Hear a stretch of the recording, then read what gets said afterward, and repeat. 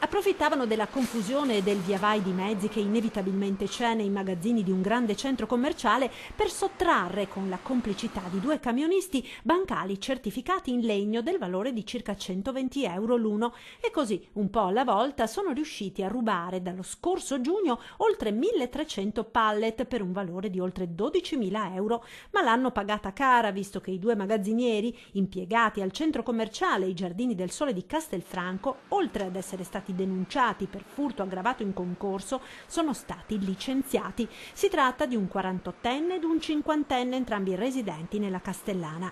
I due autotrasportatori che hanno caricato sui loro mezzi i bancali, un 44enne moldavo residente a Spinea ed un 45enne kosovaro che risiede a Quinto, sono stati denunciati.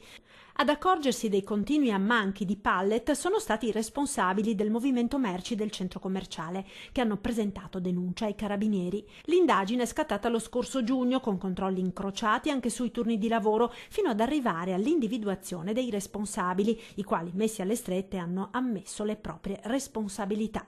E così per i due dipendenti infedeli è scattato il licenziamento.